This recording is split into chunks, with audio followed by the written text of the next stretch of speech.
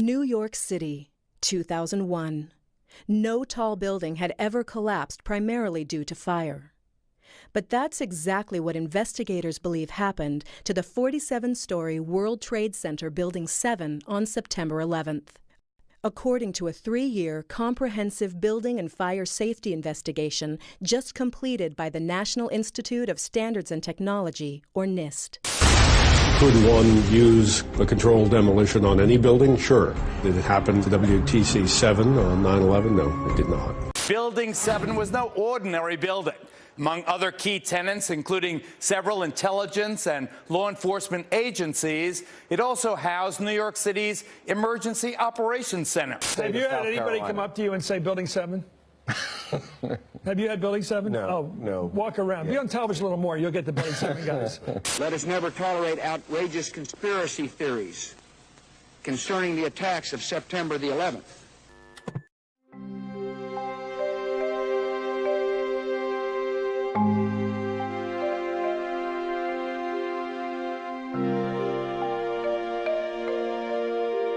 My name is Peter Michael Ketchum. I was born and raised in Wisconsin. I've spent much of my life in the high-performance and scientific computing world. I worked at NIST for 14 years. Starting in 1997, I initially joined the High-Performance Systems and Services Division, and a few years later was moved into the Mathematical and Computational Sciences Division. I also was chair of our Applied Mathematics Seminar Series and hosted that for several years. This is NIST, the National Institute of Standards and Technology. In the United States, standard setting is led by industry, but NIST plays a critical role in supporting, defining, and fostering that effort and coordinating it with the federal government. Over our long history, we have cultivated deep scientific roots that cut across a whole range of disciplines. NIST was given the task of investigating the World Trade Center collapses that, of course, happened on 9/11. Ranking Member Hall and members of the committee, thank you for this opportunity to testify on NIST's role in the investigation into the collapse of the World Trade Center towers. I was not involved in those investigations or writing those reports, but I was certainly aware that that research study was going on. NIST's role, as I understand it, was to investigate the collapses of the 3 World Trade Center towers, and by that I mean towers 1, 2, and 7, and determine why they had collapsed. The collapse of these towers was the worst building disaster in human history. Engineers, emergency responders, and the nation did not anticipate and were largely unprepared for such a catastrophe. I began to look into this in July of 2016. It actually came up in a conversation with a friend that I'd known for 30 years, and she mentioned something along the lines of, gee, do you realize there is some growing evidence that the official 9/11 narrative may not be quite what we all thought it was? I didn't do anything for about a month. I think I just let it sink in. But in the middle of August, I felt very compelled to start investigating. And in a very short amount of time, it became clear to me that NIST's investigation of the collapse of the World Trade Centers was not a sincere and genuine study. And I quickly became furious. First, I was furious with myself. I couldn't believe that I had not noticed this before. How could I have not noticed this for the last 15 years? And that fury then quickly transferred to NIST, my former employer, who I had always thought very highly of, and always felt that NIST did research of the highest integrity. So to see what they had done, what NIST had done with the World Trade Center investigation and report, left me stunned. Good morning. I'm here to summarize the findings from our 3-year study of the collapse of World Trade Center Building 7.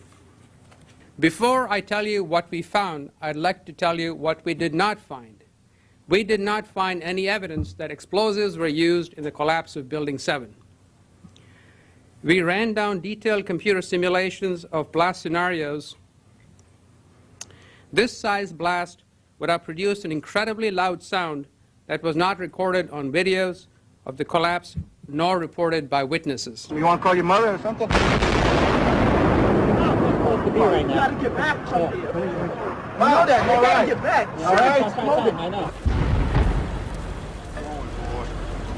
Keep your eye on that building as they coming down. What became immediately obvious to me was that there was overwhelming evidence that all three of those towers, 1, 2, and 7, collapsed due to controlled demolition. And the NIST reports focused almost entirely on reasons due to fire and the associated plane crashes and jet fuel. What we found was that uncontrolled building fires caused an extraordinary event. The collapse of World Trade Center 7 was primarily due to fires. What I saw was that the most likely cause, controlled demolition, was not investigated at all. In fact, it was dismissed in 1 or 2 sentences within the report. For the third time today, it's reminiscent of those pictures we've all seen too much on television before, when a building was deliberately destroyed by well-placed dynamite to knock it down. I turned in time to see what looked like a skyscraper implosion. It looked like it had been done by a demolition crew. The whole thing just collapsing down on itself. It was almost as if it were a planned implosion. It just pancaked. Dit is controlled demolition. Zeker weten. Zeker weten. Er is nagesprongen. Dit is in opdracht gebeurd. Dat heeft het team gedaan van experts. This is the first time that we're aware of that a building over 15 stories tall has collapsed primarily due to fire. What is special about Building 7, and I think why it has gotten as much attention as it has, is because it wasn't hit by a plane. So that cannot be used as a reason for why the building collapsed. Now, it did have some fires. They weren't terribly notable fires. They were rather modest, in my opinion.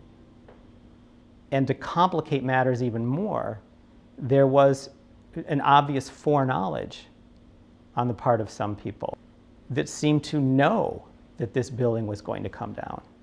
That building right there, the brown building, the tall one, is number 7 World Trade Center. I've heard several reports from several different officers now that that is the building that is going to go down next. In fact, one officer told me they're just waiting for that to come down at this point. The building is about to blow up.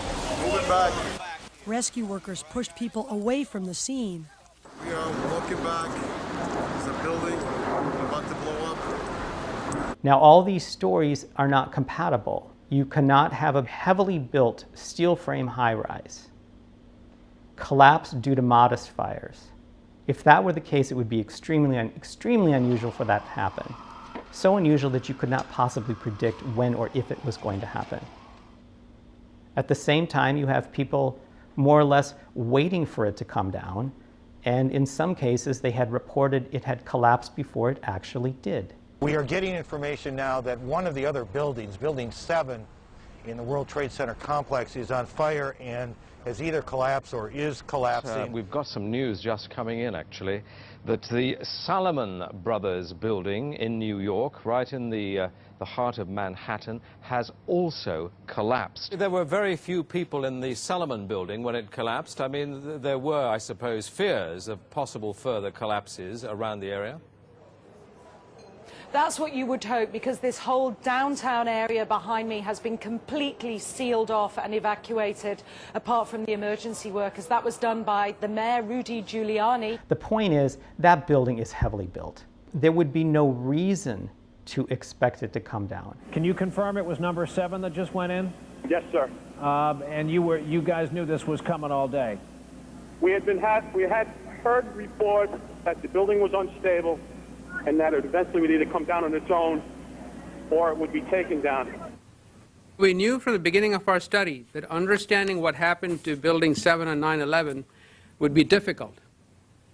It did not fit any textbook example of that you could readily point to and say, yes, that's why the buildings fell. I believe there is a quote at one point that the NIST investigators said something along the lines they were having trouble getting a handle on why Building 7 had collapsed. NIST is extremely competent. So to have NIST be baffled by the collapse of a building that had only modest fires and exhibits every characteristic of controlled demolition, if they say they were coming up empty-handed and couldn't figure it out, that's not believable. NIST put forward a model for the collapse of Building 7 that appears to me that they were grabbing at straws. Our study has identified thermal expansion as a new phenomenon that can cause the collapse of a structure. For the first time, we have shown that fire can induce a progressive collapse. Now, when I was a kid, and many people today are probably too young for this, but there was a cartoonist called Rube Goldberg. He drew cartoons of these machines that did a very simple thing in an incredibly complex way. And it was meant to be humorous. How does this door opener-upper really work? You see, waiter places cat B on pile of dirty dishes A. Now cat B sees mouse C. Of course, this is a stuffed mouse because he must be used for the next waiter. It was meant to spoof the aspect of human nature that sometimes makes things far more complicated than they need to be. And these were called Rube Goldberg machines or Rube Goldberg devices. And sets off bomb G, opening door H very gently. The explanation that is given by NIST for the collapse of Building 7 sounds like a Rube Goldberg device. You could have beams that are here that are restrained from expanding, prevented from expanding because of this column here, for example, and that can buckle. And you see an example of a buckled beam right here. One column slides off of its seat on a few particular floors, and within a matter of moments, there is some chain reaction, like a set of dominoes, that brings the building entirely down. It is possible that you could have a local failure as a result of a connection failing.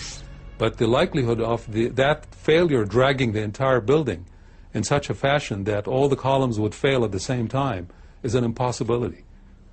Impossibility? Yes. And you can see on the screen the column at the very right is column 79. And that's the column that first buckles, causing the floors to come down, followed by a quick succession of failures of adjoining columns. Steel frame buildings don't do that. That doesn't happen. It's just fantasy land. Here's our structural model showing the building collapsing, which matches quite well with the video of the event.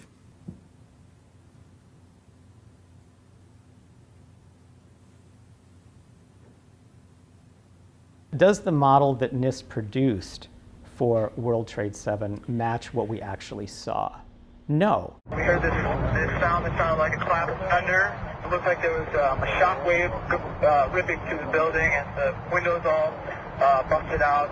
About a second later, the bottom floor caves out. The building followed after that. And, you know, I'm reminded of the old fairy tale of the emperor has no clothes.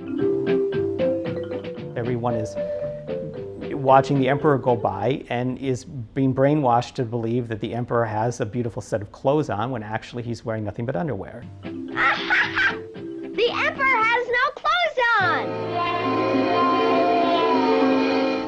Now, what we see in the NIST model, first they only play the first few seconds of it. We only see a little bit of the building beginning to collapse. It is extremely atypical to build a computer model and create an animation of that model and to show only the first part of it. Why not follow through to the end? Where's the end? And what we do see doesn't match what we saw in reality.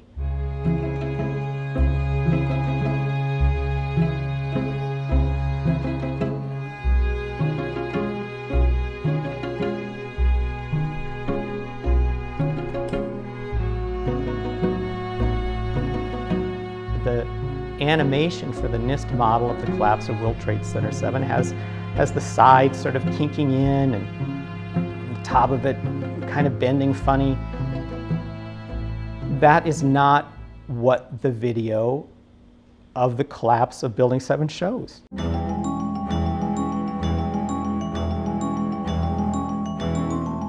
Building 7 came down almost straight down.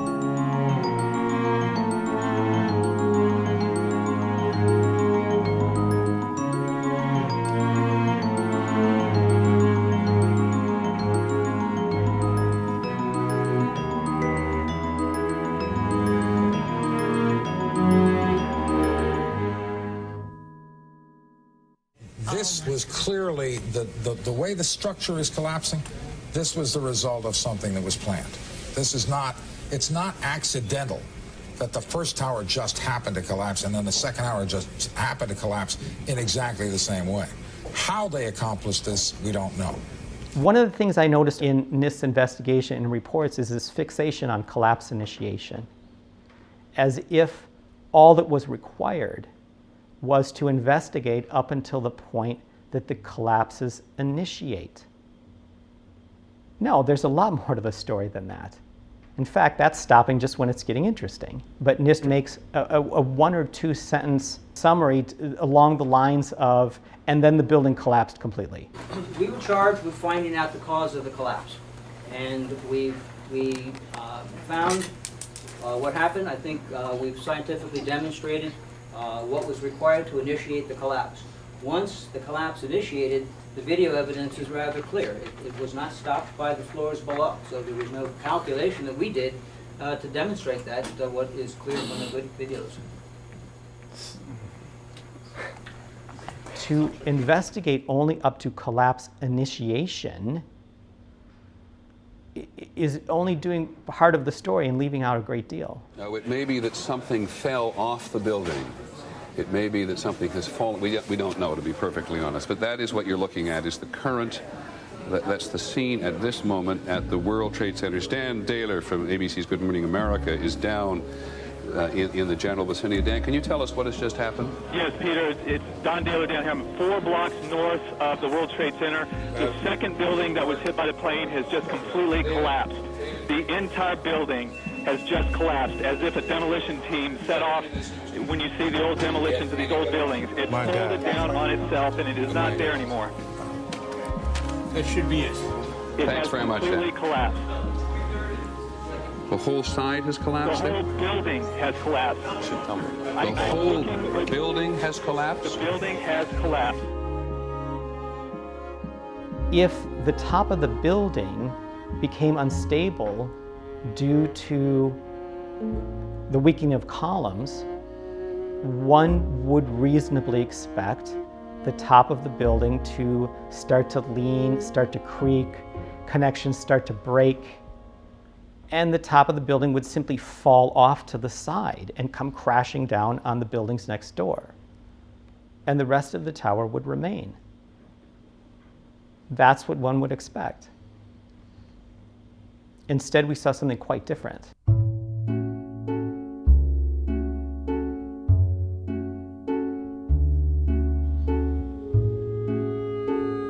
It is not reasonable to think that the weakening of some columns near the impact zone could somehow lead to an entire building collapsing entirely down on itself, symmetrically into its own footprint,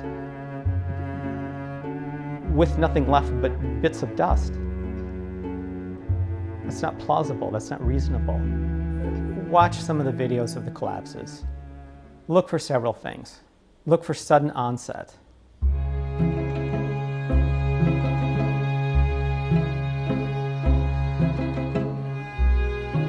When the collapses start, they happen very fast and they complete within 10, 11, 12 seconds. Second, look at the symmetry. These buildings come straight down, or almost straight down.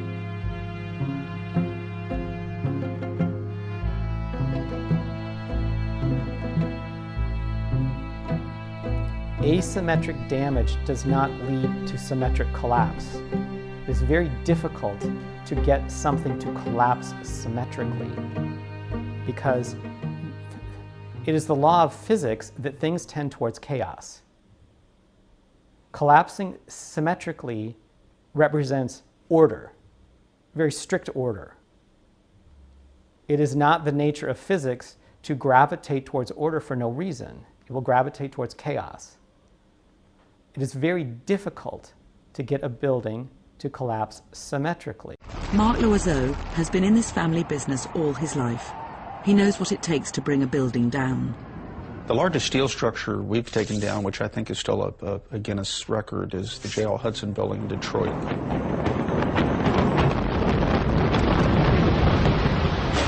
It took months to design it. It took months to prepare the structure for the placement of the explosive charges. Months.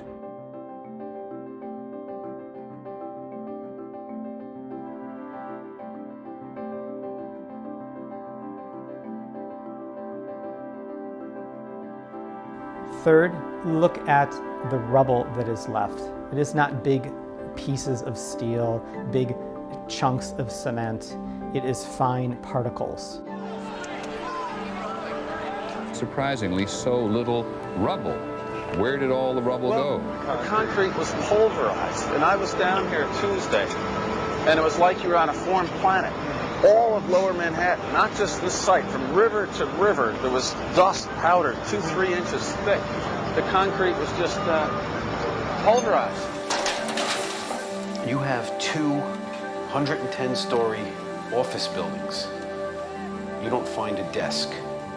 You don't find a chair. You don't find a telephone, a computer. The biggest piece of a telephone I found was half of the keypad, and it was about this big. The building collapsed to dust. And they might also look at those videos to see the explosive nature of those collapses.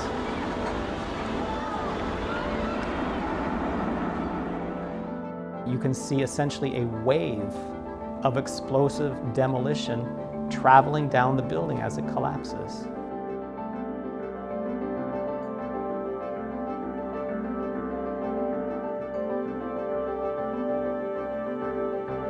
Explosions coming out of windows.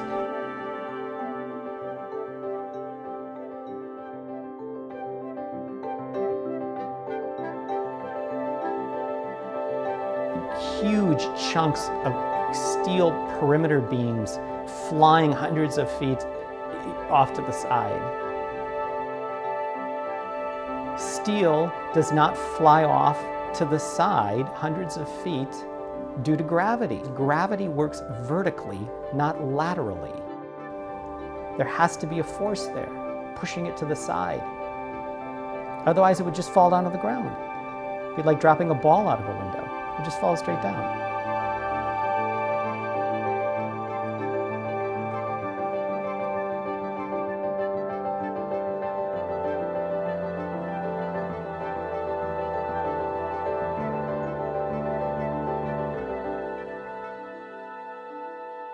Why did NIST issue a report that seems to do everything it can to avoid investigating the most likely cause, in this case being controlled demolition?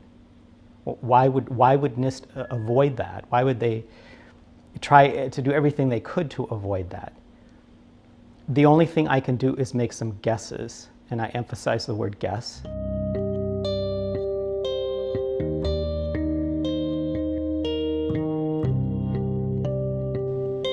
Perhaps they were coerced, perhaps they were pressured.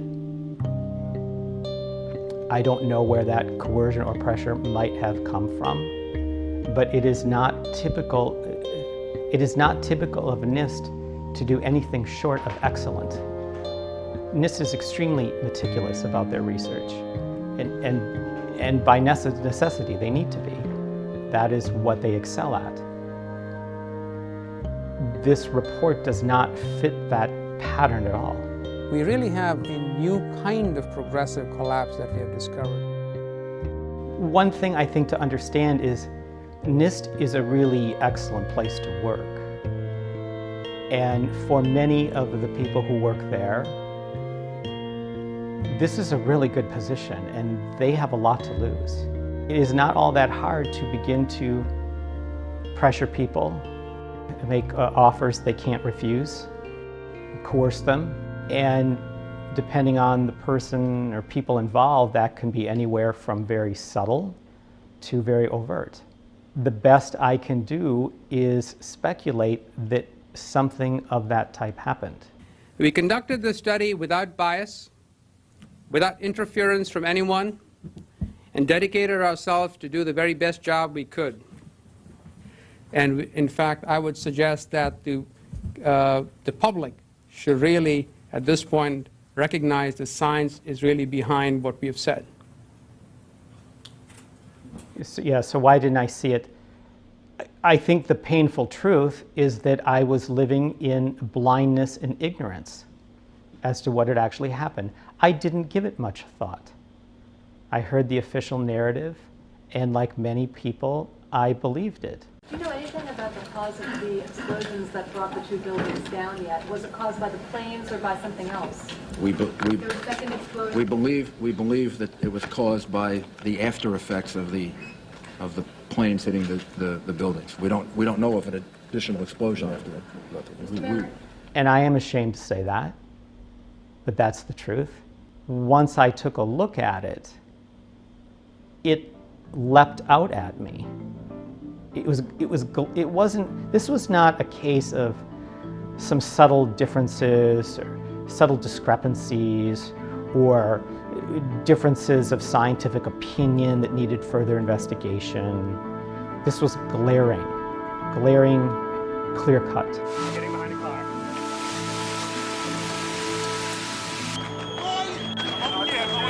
Don't have oxygen.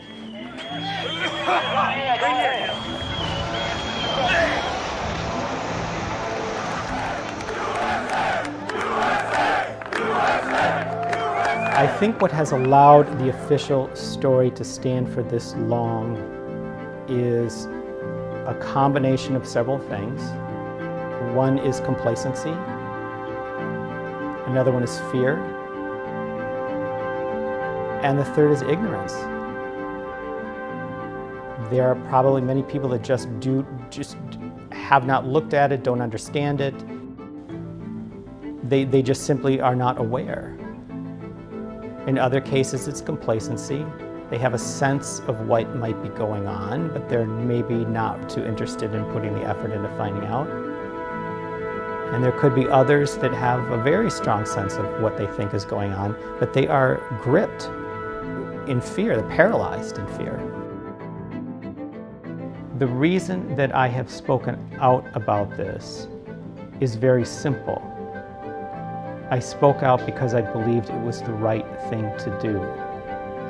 I have no other motive.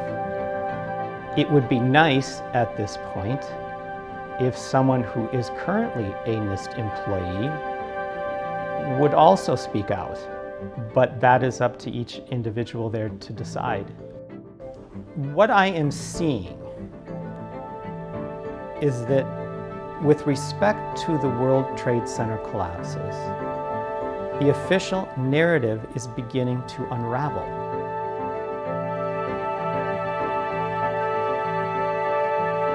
I think there is a good chance that that unraveling will continue and perhaps accelerate. But it could be highly volatile. If it does continue to unravel, I think there could be some very painful revelations that will be very hard for our country to accept. Our war on terror begins with Al-Qaeda, but it does not end there. It will not end until every terrorist group of global reach has been found, stopped, and defeated. And I don't in any way make light of that. It could be very painful. Americans should not expect one battle, but a lengthy campaign, unlike any other we have ever seen. But the wounds of 9/11 have remained unhealed for too long. And they are festering and rotting, and they are infected.